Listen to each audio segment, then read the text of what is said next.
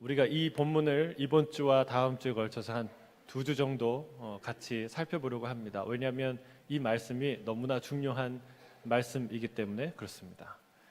예수님이 교회에 대해서 직접적으로 언급한 곳이 마태복음에 2군데 나와요. 오늘 본문 16장 그리고 뒤에 18장에 나오는데, 18장에 나오는 그 내용은 너희 형제 중에 어떤 이가 죄를 범하거든 개인적으로 권면하는데 그 권면을 듣지 않으면 교회에게 얘기해라. 그러면 교회가 교회의 권위를 가지고 권면하는데 그것도 듣지 않으면 그가 이방인과 세리와 같은 자인 것으로 생각하고 취급해라 라고 얘기하는 거예요. 그러니까 본격적으로 교회가 무엇인지 예수님의 교회론을 알 수 있는 본문은 사실은 오늘 본문이 유일하다는 거예요. 이 본문이 예수님이 교회를 어떻게 생각하고 있는 것인지, 교회가 무엇인지에 대한 예수님의 교회론에 대해서 살펴볼 수 있는 유일한 아주 중요한 본문이기 때문에 그렇습니다. 그래서 이번 주와 다음 주 2주에 걸쳐서 우리가 살펴보려고 해요. 오늘 본문 첫 번째로 볼 수 있는 것은 주님이 질문을 하셨습니다. 사람들이 나에 대해서 어떻게 생각하고 있는지, 어떻게 평가하고 있는지 물으셨어요. 예수님이 뭐가 궁금하셨을까요? 우리는 사람들의 평가에 참 많은 궁금증을 갖고 있어요. 사람들의 평가에 울고 웃죠. 여러분, 정치인들만 지지율에 목숨을 거는 거 아니에요. 우리는 다른 사람으로부터 어떤 평가를 받느냐에 아주 중요한 의미를 부여하고 있습니다. 아무리 이게 중요하지 않아, 다른 사람들이 나를 어떻게 보든 상관없어, 이렇게 자기 최면을 걸어도 다른 이의 나에 대한 평가는 매우 중요하게 들려요. 그 마음에 이렇게 충격이 오죠. 여러분, 멋진 옷을 입고, 내가 가장 예쁜 옷을 입고 가장 멋있는 옷을 입고 가장 꽃단장을 하고 딱 와도 여러분 뭐라고 물어봅니까? 나 예쁘냐고 물어봐요. 예쁜 줄 알면서도 예쁘냐고 물어봐요. 그렇지 않습니까? 오늘 내가 이 이상 예쁠 수 없어. 근데 물어봐요. 나 예쁘냐고. 그런데 예쁘게 차려 입고도 누군가 시큰둥한 반응을 보이면 어떠십니까? 별로 상관없습니까? 상관 있어요. 상관없고 싶은데도 있어요. 야, 나는 그래 누가 뭐래도 이뻐, 이렇게 자기를 위해서 이렇게 생각을 해도 마치 작은 가시가 손에 박힌 것처럼 그 사람의 태도와 그 사람의 반응이 내 마음에 딱 가시가 박힌 것 같아요. 그래서 마음이 회복이 잘 안 돼요. 기쁘지가 않아요. 여러분, 이게 사람이죠. 저만 그렇습니까? 왜 그럴까요? 자기에 대한 확신이 없기 때문에 그래요. 정체성이 확실하지 않기 때문에 그렇습니다. 자신에 대한 정체성이 확고한 사람은요, 흔들리지 않아요. 잘 아는 것은 물어볼 필요가 없죠. 뭔가에 대해서 잘 아는데 누구한테 물어본다? 그렇지 않습니다. 잘 모를 때 자꾸 물어보게 됩니다. 확인하고 또 확인합니다. 길을 잘 모르면 내비게이션을 의지하죠. 내비게이션을 켜놓고 확인하고 또 확인하고, 그래도 길을 놓쳐요. 왜? 길을 모르니까. 근데 길을 잘 알아요. 너무 잘 아는 길이에요. 그거는 내비게이션을 켜놔도 그냥 배경음악이에요. 뭐 어디로 좌회전하세요, 우회전하세요, 상관없이 가요. 왜요? 길을 잘 아니까. 때로는 그 소리가 너무나 오히려 운전에 방해가 돼서 그걸 꺼버리기도 해요. 여러분, 내가 어디에 있는지, 내가 어떤 존재인지, 내가 어디를 향해 가는지를 잘 안다면 그 사람들의 소리, 내비게이션, 좌회전하세요, 우회전하세요, 이런 평가와 이야기들이 나에게 그리 중요하지 않아요. 내가 나의 갈 길을 갈 수 있어요. 그런데 우리는 내가 어떤 존재인지, 어디에 서 있는지, 어디를 향해 가고 있는지를 자꾸 사람들의 평가에 의지해서 확인하려고 하고 있다는 사실입니다. 여러분, 예수님도 그러셨을까요? 고객 서비스 차원에서 만족도를 살펴보시려고 제자들에게 이런 질문을 했을까요? 사람들이 나를 뭐라고 생각해? 어떻게 생각할까? 정말 사람들의 생각이 궁금하셨을까요? 지지율이 얼마나 되는지 궁금해하셨을까요? 아니죠. 절대 아닙니다. 예수님은 사람의 평가에 의존하는 분이 아니라는 거예요. 주님은 일찍이 여우도 굴이 있고 공중의 새도 거처가 있으되 인자는 머리 둘 곳이 없도다라고 고백했어요. 무슨 말이에요? 사람을 의지하지 않는다는 뜻이에요. 주님은 사람의 평가나 사람의 지지나 사람의 인정에 의지하지 않는 분이다라는 사실을 알려주고 있어요. 주님은 사람을 의지할 대상으로 여기지 않으셨습니다. 그렇기 때문에 비록 가슴이 아프지만 그 배신을 견뎌냈어요. 누구의 배신입니까? 가룟 유다의 배신. 사랑하는 애제자 베드로의 배신을 예수님이 이겨내신 거예요. 왜요? 사람을 의지하지 않았기 때문에. 우리 같았으면 그토록 가까운 이의 배신을 당하면 아마 재기하지 못할 정도로 쓰러졌을 거예요. 다시 일어나지 못했을 거예요. 그러나 주님은 아버지 하나님과 성령님께서 자신을 증언한다고 말씀하고 계세요. 요한복음 5장 34절, 36절, 37절 이렇게 말하고 있습니다. 우리 함께 읽어볼까요? 시작. 그러나 나는 사람에게서 증언을 취하지 아니하노라. 내게는 요한의 증거보다 더 큰 증거가 있으니 아버지께서 내게 주사 이루게 하시는 역사 곧 내가 아는 그 역사가 아버지께서 나를 보내신 것을 나를 위하여 증언하는 것이요 또한 나를 보내신 아버지께서 친히 나를 위하여 증언하셨느니라. 나는 사람의 증언이 그렇게 중요하지 않다. 나는 확실한 증언이 있다. 뭐예요? 아버지 하나님께서 내게 하시는 증언이다. 그리고 아버지께서 내게 주셔서 내가 나로부터 드러나는 이 일들, 이 역사들이 바로 하나님의 증언이다. 그리고 너희가 들을 수 없지만 하나님께서 나를 향해서 분명히 증언하셨다. 여러분, 주님은 사람에게서 증언을 취하지 않습니다. 왜 그렇습니까? 사람의 증언보다 더 완전한 확고한 증언이 있기 때문에 그렇습니다. 하나님 아버지의 증언. 여러분, 우리는 늘 넘어선 것 같은데 꼭 이 문제로 다시 돌아와요. 나의 정체성에 관한 문제. 남들이 나를 어떻게 생각하는가, 이 문제를 꼭 다시 이 문제로 돌아오게 돼 있어요. 항상 극복했다고 생각하는데 그 문제가 어느새 나의 현안이 되어 있어요. 남들이 나를 어떻게 생각하는가를 들으며 내가 누구인지 확인하려고 하는 것이죠. 그러나 우리 주님은 이런 문제에 걸려 있는 분이 아니라는 사실이에요. 그 정도의 정체성으로는 십자가의 길을 결코 갈 수 없기 때문에 그렇습니다. 여러분, 세상의 모든 사람이 예수를 부인하고 심지어는 결정적인 순간에 하나님 아버지마저도 침묵하는 그 순간에 어떻게 견뎠겠어요? 사람들의 반응을 이렇게 시시때때로 물어보고 사람들이 나를 어떻게 생각해? 선지자로 생각해? 이런 반응에 따라서 자기의 정체성을 생각했다면 그 험한 십자가의 길을 어떻게 갈 수 있느냐는 말이에요. 불가능한 일이죠. 이것은 십자가의 길을 가는 데 있어서 매우 중요한 전제 조건입니다. 예수님은 의심 없이 확고한 정체성을 갖고 계셨어요. 적어도 언제쯤이면 이 문제가 완전히 해결됐을까요?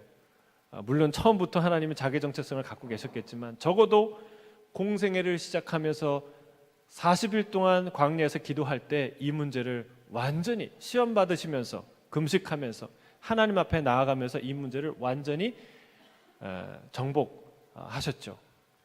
그 정체성이 아니면 그 십자가의 길을 갈 수 없었다는 거예요. 사랑하는 성도 여러분, 우리에게도 이 정체성의 문제는 매우 매우 중요합니다. 나에 대한 가장 정확하고 확고한 지식이 필요하죠. 저는 저와 여러분 가운데 나 자신에 대한 분명한 정체성에 대한 지식이 있기를 주의 이름 축복합니다. 사람들은 그것을 사람에게 얻으려고 사람에게 질문합니다. 그래서 이렇게 묻습니다. 당신은 나를 어떤 사람이라고 생각해요? 어떻게 생각해요? 그러나 우리는 누구에게 질문해야 하느냐는 이 사실을 다시 한번 깨달아야 돼요. 여러분, 누구에게 질문하느냐가 중요합니다. 나에 대해서 길거리에 지나가는 한 번 나를 슬쩍 본 사람이 말하는 평가와 나를 아주 잘 아는 지인, 그리고 평생 나를 같이 했던 가족, 그리고 나의 아내가, 나의 자녀가 고백하는 나는 달라요. 그 두 사람의 증언, 이야기들은, 피드백은 전혀 달라요. 가치가. 여러분, 누구에게 질문하냐가 중요해요. 길거리에 지나가는 사람들에게 나 어때요? 내가 어떤 사람이라 생각해요? 물으시겠습니까? 아니면 중요한 사람, 분별력이 있는 사람, 나에 대해서 가장 정확한 답을 줄 사람에게 질문하시겠습니까? 여러분, 우리는 사람에게 질문하는 게 아니라 하나님께 질문해야 한다는 거예요. 하나님이 오늘 우리에게 이렇게 질문하세요. 너는 나를 누구라고 생각하느냐? 반대로 우리는 하나님께 그런 질문해야 돼요. 하나님, 당신은 나를 누구라고 생각하십니까? 하나님, 당신은 나를 어떻게 생각하십니까? 여러분, 질문의 대상을 잘 골라야 돼요. 여러분, 엉뚱한 사람한테 질문하면요, 그 인생이 망가지기 시작해요. 주님 앞에 이런 질문을 해야 된다고 믿습니다. 주님, 나를 누구라고 생각하십니까? 그 해답이 뭐예요? 우리가 암송하고 있는 이사야 43장 1절부터 7절 사이의 4절, 다음 주에 외울 본문이에요. 뭐라고 얘기하십니까? 너는 내가 내 눈에 보기에는 보배롭고 존귀하며 내가 너를 사랑하였은지. 할렐루야. 이게 우리를 향한 하나님의 평가예요. 안 믿어지세요? 표정을 보니까 전혀 나랑 상관없는 예수님 잘 믿는 저 김 집사, 권 집사, 기타 등등 다른 사람에 관한 이야기라고 생각하는 분들이 많은 것 같은데, 여러분 따라하겠습니다. 내가 내 눈에 보배롭고 존귀하며 내가 너를 사랑하였은즉. 이게 누구의 음성이에요? 하나님의 음성. 여러분, 안타까워요. 이거는 하나님의 음성이에요. 스데반이 얘기하잖아요. 천사가 전해준 율법을 받고도 너희가 지키지 않았다. 여러분, 아무리 지금 막 천사가 나타나서 이 음성을 하나님 웅장한 목소리로 얘기해주면 듣겠어요? 여러분, 그래도 안 들어요. 이거 지금 비록 이 한 목사의 목소리를 통해서 선포되고 이 글자 몇 개로 여기 적혀 있지만, 이게 누구의 음성이에요? 하나님 아버지의 음성이에요. 여러분, 이 음성을 들어야 돼요. 쓸데없는 세상의 음성, 사탄과 마귀의 음성, 우리의 생각과 마음을 혼잡게 하는 이 음성을 너무나 열심히 듣고 있어요. 여러분, 어떤 음성 들어야 돼요? 이 음성 들어야 돼요. 누구한테 질문해야 돼요? 세상에 질문하고 사람에게 질문하는 게 아니라 하나님께 질문해야 돼요. 하나님, 나는 누구입니까? 하나님, 나는 당신에게 누구입니까? 나를 어떻게 생각하십니까? 여러분, 하나님께 질문하세요. 그게 바로 여러분의 나에 대한 올바른 정체성을 갖는 첫 시작이라는 거예요. 세상은 뭐라고 얘기합니까? 내 능력을 보라, 내 재력을 보라, 내 가문을 보라, 내 형편을 보라, 내 외모를 보라. 너 같은 존재는 해변의 모래알처럼 세상에 많다. 너는 형편없고 보잘것없는 존재가 아니냐. 누가 널 거들떠볼 것이냐. 이게 세상의 음성이에요. 사탄 마귀의 음성이에요. 그러나 여러분, 저 지옥으로부터 울려 퍼지는 저주의 소리를 듣지 마시길 주의 이름 축복합니다. 뭘 들어야 돼요? 천국에서, 하늘에서 울려 퍼지는 하나님의 음성, 축복의 음성을 들어야 됩니다. 뭐라고 얘기합니까? 내가 내 눈에는 보배롭고 존귀하며 내가 너를 사랑하였은즉. 여러분, 이 말이 귀에 쟁쟁하게 울리길 바랍니다. 계속 맴돌기를 바랍니다. 그거 아는 말씀인데 또 생각나고 또 생각나고 또 생각나고, 밥 먹을 때도 생각나고 화장실 갈 때도 생각나고 길거리 걸을 때도 생각나고, 이 음성을 들어야 돼요. 그래야 내가 삽니다. 나의 정체성을 흔들리지 않는 정체성을 형성하는 것은 사람의 육성이 아니라 하나님의 음성이에요. 하나님의 말씀이라는 뜻이에요. 우리의 정체성에 관해서 사람에게 증언을 취하지 말고 하나님께로부터 증언을 취하길 주의 이름으로 축복합니다. 여러분 마음에 무슨 서운한 마음이 있다, 그 중에 하나는요, 바로 이 문제에 걸려 있는 거예요. 만약에 제가 하나 제안을 하는데, 이렇게 하면 여러분 마음에 많은 서운한 마음이 사라질 수 있어요. 사람에게 나에 관한 이 생각을 묻지 마세요. 내가 어떤 사람이에요? 내가 얼마나 좋은 사람이에요? 나 어떻게 생각해? 여러분 이 마음과 생각이 늘 우리 마음에 있기 때문에 그것 때문에 상처받는 거예요. 왜? 그 사람도 그 질문하고 있거든요. 그 사람도 누구나 다 그 질문하고 있거든요. 근데 여기에 대해서 진짜 답하시는 분이 누구예요? 하나님이에요. 하나님만이 참된 답을, 너는 내 사랑하는 아들이야, 너는 내 존귀한 딸이야, 이 얘기를 계속 하는데 그게 안 들려요. 그걸 안 들으니까 내가 자꾸 흔들리고 사람의 평가에, 사람의 나에 대한 나의 대접에 시원치 않다고, 내가 이렇게 중요하지 않은 사람이야, 이런 서운한 마음이 불쑥불쑥 들어가는 거예요. 여러분, 하나님의 음성을 듣는 사람은 흔들리지 않아요. 그래야 낮은 데로 갈 수 있어요. 그래야 작은 일에 섬길 수 있어요. 그래서 저희 교회의 리더십의 목표가 무엇입니까? 성장인데, 성장과 성숙인데 뭐가 성숙이에요? 더 낮은 데로 가는 게 성숙이에요. 더 작은 것에 집중하는 게 성장이에요. 여러분, 어떻게 할 수 있어요? 이런 강한 정체성, 하나님의 확고한 음성을 듣는 사람만이 사람들의 평가에 일희일비하지 않고 더 낮은 데 겸손히 내려갈 수가 있어요. 이 음성 안 듣고 어떻게 내려갑니까? 서운한데, 화가 나는데. 여러분, 이 음성을 들어야 늘 아무도 알아주지 않아도 섬길 수 있고, 아무런 어떤 일이 없어도 늘 하나님의 은혜 때문에 기뻐하고 감사하고 축복할 수 있는 그런 은혜가 있는 거예요. 저는 주의 이름을 축복합니다. 여러분, 이 음성 듣기를 주의 이름 축복합니다. 사람에게 하는 질문 그치고 하나님께 이 질문을 던지길 주의 이름 축복합니다. 하나님, 나 어때요? 난 어떻게 생각해요? 난 누구예요? 그러면 살아난다는 사실이에요.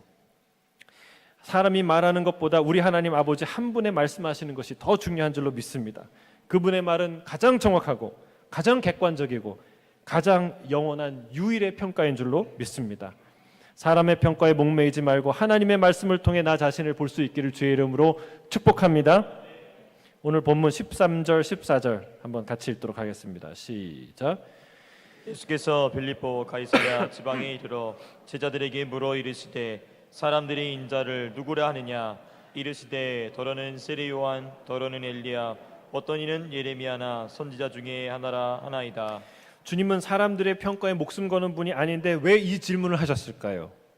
주님은 질문을 통해서 뭔가를 가르치고 계세요. 훌륭한 선생님은 질문을 잘합니다. 여러분, 질문은요 여러 가지 그 교육 효과를 낳아요. 첫째는 좋은 질문 학생들에게 상상력을 자극해요. 그게 왜 그러지? 그런 질문이 없었는데 질문이 생겨요. 상상력을 자극해요. 두 번째는요, 중요한 주제에 대한 올바른 관심을 갖게 해요. 그리고 세 번째는 스스로 대답할 말을 찾게 해요. 그러니까 이 질문이 굉장히 중요해요. 선생님은 질문을 통해 중요한 것을 가르치면서도 학생 스스로 학습의 주체가 되는 기회를 주는 거예요. 대답은 베드로가 했죠. 칭찬도 베드로가 받았죠. 그러나 그 깨달음과 고백의 시작은 어디로부터 시작합니까? 예수님의 질문으로부터 시작하는 거예요. 사실은 예수님이 그것을 깨닫게 기회를 주신 거예요. 주님은 질문을 통해 본격적인 십자가의 길을 가시기에 앞서서 제자들에게 매우 중요한 한 가지 사실을 일깨워 주시려고 질문하세요. 주님은 제자들에게 뭐라고 먼저 질문하십니까? 사람들이 나에 대해서 어떻게 생각하느냐라고 질문하십니다. 제자들이 신나서 얘기하는 거예요. 그동안 자기가 들었던 피드백, 예수님 못 들으셨죠? 나는 다 들었어요. 사람들이 이렇게 얘기해요. 와서 신나게 얘기합니다. 뭐라고 얘기합니까? 세례 요한이라고 얘기해요. 여러분, 이 비슷한 말을 누가 했습니까? 헤롯이 했죠. 예수의 소문을 듣고, 아니 내가 죽인 세례 요한이 다시 살아난 거 아니냐? 헤롯도 얘기하고 사람들도 그렇게 얘기해요. 이 소문을 얘기해요. 둘째는요, 어떤 제자는 와서 주님, 예수님을 사람들이 엘리야라고 얘기합니다. 불병거를 타고 올라갔던 그 갈멜산에서 불을 내리게 했던 그 놀라운 능력의 선지자 엘리야라고 사람들이 얘기합니다. 또 한 제자는 와서 얘기해요. 주님은 눈물의 선지자 예레미야라고 얘기합니다. 그 놀라운 영성을 갖고 있었던 그 하나님의 사람이라고 얘기합니다. 또 어떤 사람은 알 수 없는, 성경에 나오지 않았지만, 이전에 나오지 않았지만 놀라운 새로운 선지자다, 이런 얘기를 합니다. 이 피드백을 다 예수님께 드리는 거예요. 예수님이 그 얘기를 듣고 만족해 하셨을까요? 아무튼 그 질문은 예수님의 종착지가 아니에요. 그 다음 질문이 중요한데 이게 바로 예수님이 제자들에게 하고 싶었던 질문이에요. 그렇다면 너희는 나를 누구라 생각하느냐? 너희는 나를 누구라고 생각하느냐? 여러분, 이게 예수님이 제자들에게 하고 싶었던 질문이고 바로 저와 여러분 자신에게 하고 계시는 질문이라는 사실이에요. 너는 나를 누구라고 생각하느냐? 아니, 네가 네 주변에 있는 사람들 말고, 아니 세상 사람들 말고 너는 나에 대해서 누구라고 생각하느냐? 이 질문을 예수님이 우리에게 오늘 하시는 거예요. 이 질문은 매우 중요해요. 예수님은 사람들의 평가에 대해서 모를 리가 없고 거기에 새로울 것도 없다고 생각하셨을 거예요. 다만 주님은 제자들이 자신을 어떻게 생각하는지가 중요했습니다. 왜냐하면 그것이 앞으로 그들이 가야 될 길, 제자로서의 감당할 역할에 매우 기초적이고 중요한 출발점이 되기 때문에 그렇습니다. 이걸 확실히 하지 않고서는 그들이 하나님의 제자로서, 사도로서 쓰임받지 못하기 때문에 그렇죠. 이때에 우리의 영웅 베드로 형님이 또 용기 있게 나서십니다. 예수님께서 이 질문을 하시고 한 사람 한 사람 제자들의 눈 맞추기도 전에 베드로가 얼른 나서서 고백합니다. 뭐라고 얘기합니까? 16절에 함께 읽겠습니다. 시작. 시몬 베드로가 대답하여 이르되 주는 그리스도시요 살아계신 하나님의 아들이시니이다. 이 대답은 너무나 중요한 대답이에요. 신학적으로도 중요하고 실제적으로도 중요한 대답이에요. 예수님께서 이 대답을 듣고 나서 아주 놀라움, 쇼킹한 선언을 하세요. 17절, 18절 함께 읽겠습니다. 시작. 예수께서 대답하여 이르시되 바요나 시몬아 내가 복이 있도다. 이를 내게 알게 하니는 혈육이 아니요 하늘에 계신 내 아버지시니라. 또 내가 내게 이르노니 너는 베드로라. 내가 이 반석 위에 내 교회를 세우리니 음부의 권세가 이기지 못하리라. 주님은 베드로를 향해서 내 이름이 베드로 곧 반석이 아니냐, 내가 이 반석 위에 내 교회를 세울 것이다. 그 교회는 음부의 권세가 이기지 못하는 강력한 것이 될 것이다 라고 선언하십니다. 너무나 놀라운 선언이죠. 여러분, 카톨릭은 이 말씀을 근거로 교황의 권위를 주었다. 천국의 열쇠를 교황에게 주었다. 이렇게 해석합니다. 하지만 우리는요, 이게 참 성경을 아는 상식에 반하는 이야기예요. 왜 그렇습니까? 우리는 교회의 머리가 되시는 분은 오직 예수 그리스도이시라는 사실을 우리는 확실하게 알고 있습니다. 아멘이십니까? 에베소서 1장 22절에 이렇게 말하죠. 또 만물을 그 발 아래 복종하게 하시고 그를 만물 위에 교회의 머리로 삼으셨느니라 라고 말하고 있어요. 또한 사도행전을 보면 사도들도 그 사실을 명확하게 깨닫고 확신하고 있었던 것을 알 수 있어요. 왜냐하면 그들이 말씀을 전하고 또 기적을 행할 때 사람들이 마치 사도들을 예수님처럼 섬기려고 했어요. 그럴 때 어떻게 했습니까? 아니다. 나도 사람이다. 나를 섬기는 것이 아니라 예수님을 섬겨야 된다고 명확하게 깨닫고 수정을 합니다. 여러분, 베드로가 자기가 교황이 되거나 교회의 머리가 되거나 교회의 반석이 될 존재라고 생각을 눈꼽만큼도 안 했다는 사실이에요. 또한 아무리 대단한 존재라 해도 인간이 교회의 기초가 될 수 없는 것이죠. 구약에도 구원의 반석이라는 말이 나오는데 항상 구원의 반석은 누구를 가리켜 말하는 겁니까? 여호와 하나님. 더욱이 이 신약 성경을 보면요, 베드로의 연약함이 그냥 적나라하게 드러납니다. 그냥 가감 없이 베드로의 실수 그리고 이 범죄, 이 연약함이 있는 그대로 드러나고 있어요. 무슨 말이에요? 베드로가 교회의 반석이 될 수 없다는 뜻이에요. 오늘 이런 얘기를 하는데 바로 이 다음 대목에 뭐라고 얘기합니까? 거의 사탄의 자식으로 불릴 정도로 예수님을 시험하는 그런 나약한 모습을 성경은 곧바로 보여주고 있어요. 성경은 베드로를 우상화하지 않아요. 여러분, 이 말을 그렇게 해석하는 것은 참으로 성경을 아는 사람들이 아는 사람들의 상식을 벗어난 해석이에요. 예수님이 천국의 열쇠를 베드로에게 주었다는 것은 상식에 벗어나는 말씀이에요. 해석이에요. 그럼 이 말씀을 우리는 어떻게 이해해야 됩니까? 주님께서 지칭하신 반석, 베드로, 페트로스, 이 페트라, 이것은 단단한 돌, 말 그대로 건물을 쌓아 올리는 견고한 기초를 의미하는 것이죠. 물론 전후 문맥상 베드로라는 한 인물과 무관하지 않습니다. 근데 이것은요, 베드로, 곧 예수를 그리스도라고 고백하는, 하나님의 아들이라고 고백하는 한 존재를 의미한다는 사실이에요. 교회는 어디에 세워지는지 아세요? 어디에 세워질까요? 교회는, 오늘 이 본문을 통해서 명확하게 알아야 돼요. 교회는 재정, 프로그램, 사람, 그 어떤 것도 아니에요. 교회는 고백 위에 세워져요. 무슨 고백이요? 이 베드로의 고백. 주는 그리스도시요 살아계신 하나님의 아들입니다 라고 고백하는 한 존재의 고백 위에, 그런 고백을 하는 존재 위에 교회가 세워진다는 사실이에요. 예를 들어 볼까요? 여러분, 질문하겠습니다. 한 가정이 어떤 기초 위에 견고하겠을까요? 예? 뭐가 가정의 기초라고 생각하세요? 가정의 견고한 기초. 좋은 집이에요? 좋은 집 구하면 가정이 안 싸워요? 넉넉한 재산입니까? 안정된 직장입니까? 예쁜 자녀들이 많이 생기면 가정이 안정됩니까? 행복합니까? 높은 학식일까요? 아니에요. 학식이 많은 사람도 학식 때문에 더 많이 싸우는 걸 봐요. 돈 많이 가진 사람 돈 때문에 싸우고 갈라서고 흔들리는 가정 많이 봐요. 여러분, 가정의 기초는 많은 부도 아니고 많은 학식도 아니고 많은 경험도 많은 자식도 아니라는 사실입니다. 부부가 하나가 되는 것, 가정이 흔들리지 않고 견고히 서는 기초는 바로 고백이라는 거예요. 고백. 어떤 고백이에요?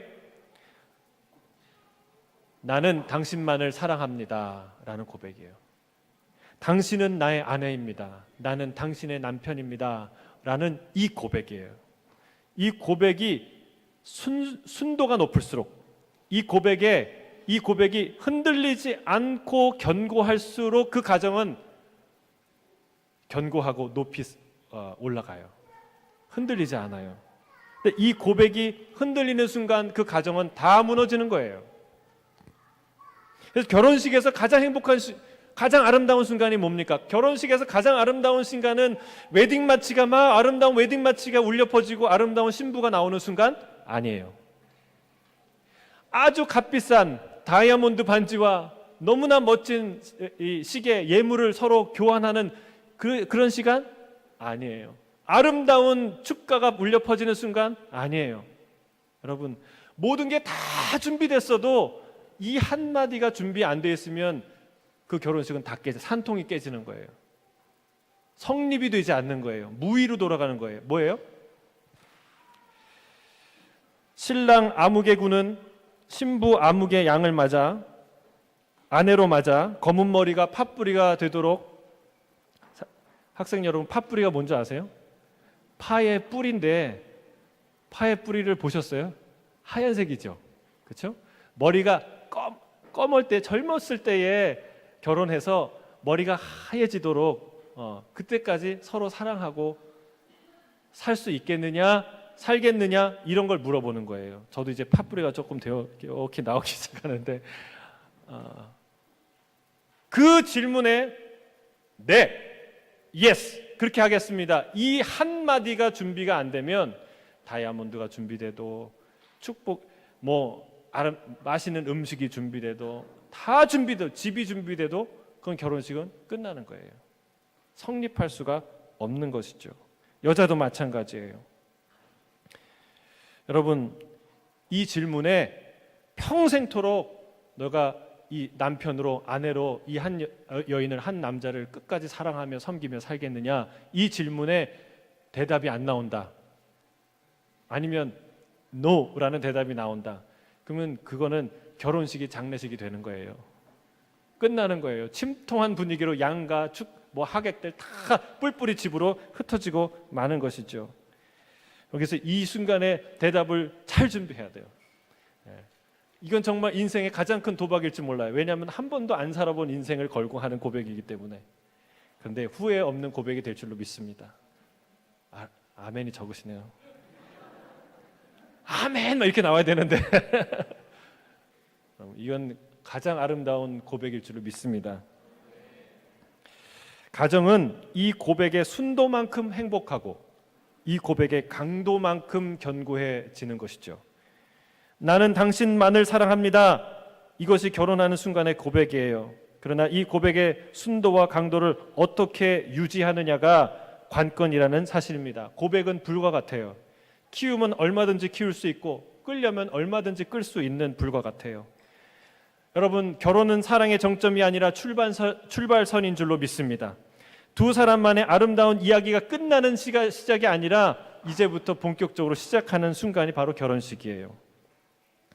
저는 모든 부부의 사랑이 날마다 커지기를 주의 이름으로 축복합니다. 근데 안타깝게도 그 고백이 식어가는 경우를 우리가 보는 것이죠. 우리 사랑하는 그 학생 여러분에게 한글 시험을 하나 낼게요. 자, 이 두 문장에서 다른 한 글자를 찾아보세요. 나는 당신만을 사랑해. 자, 이제 두 번째 문장. 나는 당신도 사랑해. 자, 뭐가 틀렸을까요? 뭐가 다를까요? 두 문장 중에 이해가 안 돼요? 되죠? 뭐야? 나는 당신만을 사랑해 라고 결혼하고 시작했어요. 근데 그 고백이 나는 당신도 사랑해로 바뀔 수가 있다는 거예요. 어떤 거예요? 사랑의 희석이 된 거예요. 순도가 떨어진 거예요. 당신을 안 사랑하는 게 아니야. 당신을 사랑해. 그런데 일도 사랑해. 당신을 안 사랑하는 게 아니야. 근데 저 여자도 사랑해.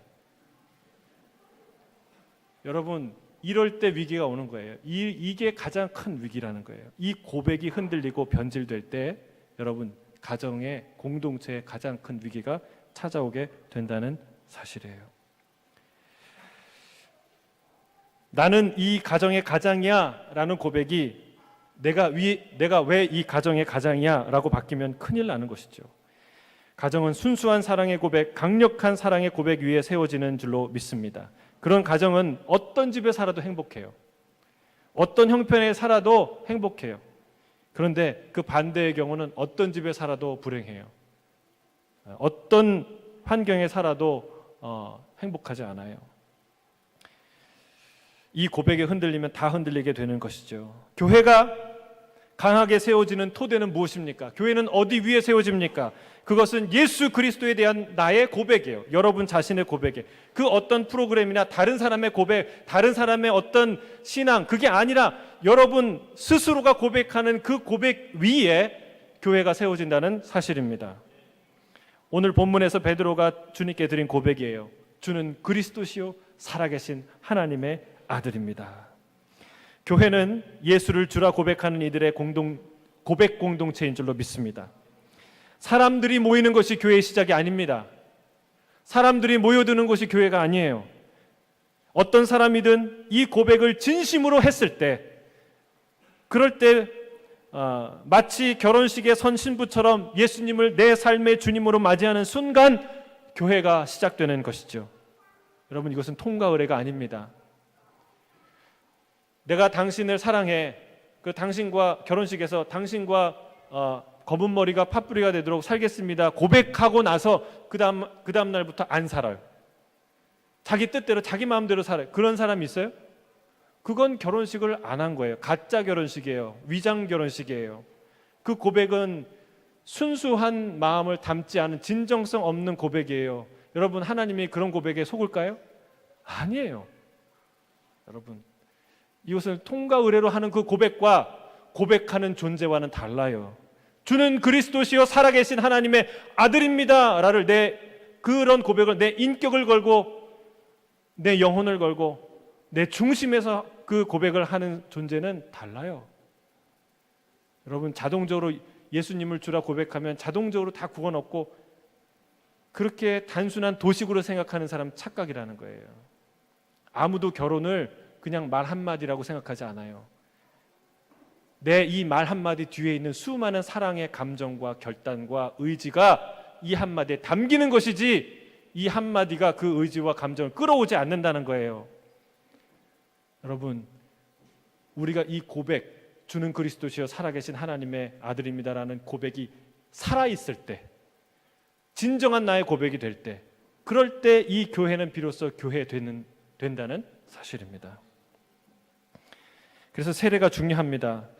결혼식이 개인의 사랑의 고백을 공개적인 자리에서 하는 자리이듯이 세례는 회중, 곧 증인들 앞에서 예수를 주라고 고백하는 자리이기 때문에 그렇습니다. 우리가 이제 곧 세례식을 할 거예요. 여러분, 세례를 아직 받지 못하신 분은 광고가 나오면 바로 신청하시길 바랍니다. 세례는 너무나 아름답고 귀한 일이에요. 자, 이 두 가지 내용을 우리가 살펴보고 마치도록 하겠는데, 간단히 살펴보고, 첫 번째 뭐라고 고백합니까? 이 베드로가 주는 그리스도시요. 따라하겠습니다. 주는 그리스도시요. 주는 그리스도입니다 라는 이 고백이 무슨 뜻입니까? 예수님은 그리스도, 곧 메시아, 기름 부음 받은 자, 하나님의 구원자라는 고백이에요. 예수님은 성경에서 성경 구약에서 약속하고 예언했던 바로 그 구원자, 나를 살리시는 구원의 주님이라는 고백이에요. 여러분 생각해 보세요. 당신에게 구원자가 나타났어요. 예? 노총각 노처녀로 끝날 것 같은 그 인생에 구원자가 나타났어요. 얼마나 행복할까요? 혹은 내 질병으로 인해서 이제 곧 죽을 거, 이러다가 죽겠구나, 이제 곧 죽겠구나 라고 생각했던 그 인생에 구원자가 나타났어요. 어떤 기분이시겠어요? 또 어떤 분은 더 이상 버틸 힘과 재력이 없어서 이제 곧 파산하겠구나, 여기가 끝이구나 라고 생각했던 인생의 구원자가 나타났어요. 어떤 기분일까요? 끝없이 밀려오는 죄책감과 수치심으로 인생을 마감하고 싶은 순간에 구원자가 나타났어요. 어떤 기분일까요? 예수님은 온 인류의 구원자이신 줄로 믿습니다. 인류의 모든 불행의 근원인 죄와 사망의 권세를 깨뜨리시고 우리에게 영원한 생명을 주시는 구원자이신 줄로 믿습니다. 예수님만이 그 일을 행하실 수 있습니다. 다른 길은 없습니다. 다른 길이 있다면 그도 그리스도라는 말인데, 성경은 오직 한 사람에게 영원한 다윗의 왕위를 주겠다고 약속하셨어요. 예수님은 하늘에 계셨으나 이 땅에 사람의 형상으로 오신 놀라운 그 겸손과 제자들과 사람들을 사랑하시되 끝까지 사랑하신 그 놀라운 긍휼과 자신의 목숨을 주시되 아낌없이 주신 그 놀라운 은혜와 사망의 권세를 깨고 다시 살아나신 그 놀라운 생명의 능력과 천사들의 찬송 중에 하늘 보좌 위에 앉으신 그 위대한 영광의 승천을 통해 유일무이한 구원자이심을, 그분이 그리스도이심을 만천하에 온천하에 선포된 줄로 믿습니다. 이것을 믿는 것이 우리의 믿음이에요. 하나님의 교회는 이런 믿음을 고백하는 존재들을 위해, 그 존재들 위에 하나님의 능력과 하나님의 은혜로 세워지는 줄로 믿습니다. 묻겠습니다. 예수님이 우리의 구원자이심을 믿습니까? 정말 믿습니까? 확실히 믿습니까? 모든 문제와 현실에서 날 구원할 것을 믿습니까? 내 남편보다, 내 아내보다, 내 지인보다, 내 후견인보다, 내가 가진 재능과 재산보다 더 그분을 의지하십니까? 현실을 보면 절망이었다가도 그분을 보면 희망이 생깁니까? 그게 구원자라는 뜻이에요. 근데 예수님을 보는데 희망은 안 생기고 돈을 보니까 희망이 생긴다. 돈이 구원자라는 거예요. 여러분 똑바로 체크해야 돼요. 예배를 드려도 힘이 안 나고 희망이 안 생기는데 누가 돈 빌려준다고 그러니까 막 희망이 생겨요. 여러분 구원자가 다른 거예요. 아무리 인생에 막히고 힘들다가도 예수님 생각하면 희망이 있구나, 저분이 날 살리겠구나, 이게 구원자라는 거예요. 여러분 예수 그리스도가 나의 구원자가 되시길 주의 이름 축복합니다. 이 고백의 진정성이 있느냐, 그게 중요하다는, 교회는 믿음과 신앙은 그게 중요하다는 거예요. 그게 없으면 말짱 도루묵이에요. 아무것도 아니에요. nothing이에요. 두 번째 고백입니다. 따라하겠습니다. 주는 살아계신 하나님의 아들입니다. 우리 예수님은 하나님의 아들이신 줄로 믿습니다.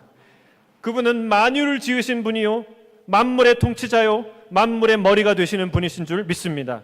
모든 영광과 존귀를 받으실 유일한 분이에요. 예수님이 하나님이시기에 구원자가 될 수 있는 거예요. 그분은 하나님이세요.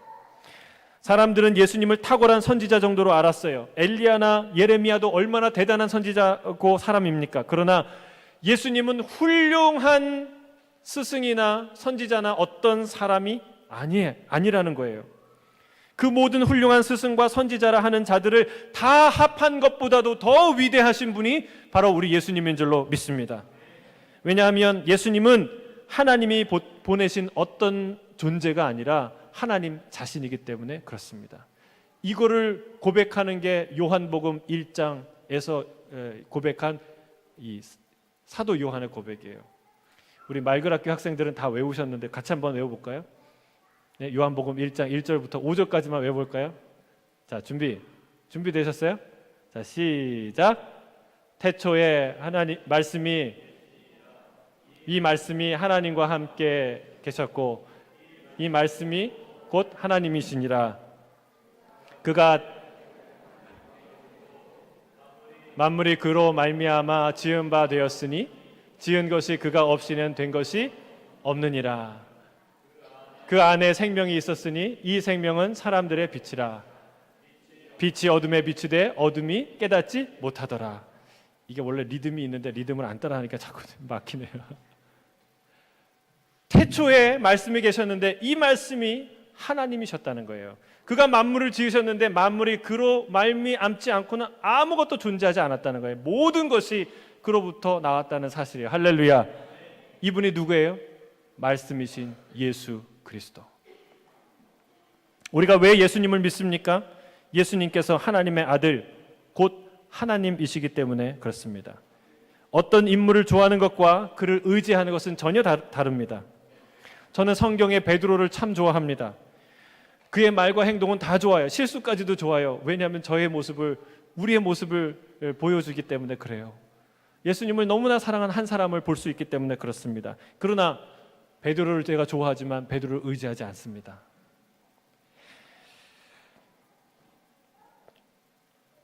여러분은 예수님을 존경하십니까? 아니면 예수님을 의지하십니까? 예수님의 선하심을 칭찬하십니까? 아니면 선하신 예수님을 찬양하십니까? 예수님이 하나님의 아들이 아니라면 구원자가 될 수 없을 줄로 믿습니다. 죄인이 죄인을 구원할 수 없기 때문에 그렇습니다. 인간이 인간에게 생명을 줄 수 없기 때문입니다. 우리에게 생명을 주시는 분은 오직 태초부터 계셨던 하나님의 아들 예수 그리스도이신 줄로 믿습니다. 이 두 고백을 묵상하세요. 기억하세요. 뭐예요? 주는 그리스도시요. 두 번째, 살아계신 하나님의 아들이십니다. 이 두 가지 고백을 기억하고 묵상하고 선포하는 저와 여러분 되길 주의 이름으로 축복합니다. 이것이 견고해질수록 우리의 교회는 든든히 세워지고 이 고백이 분명할수록 우리의 믿음은 확고히 설 줄로 믿습니다. 주님과의 깊은 친밀한 가운데 들어가는 열쇠가 된다는 사실이에요. 할렐루야.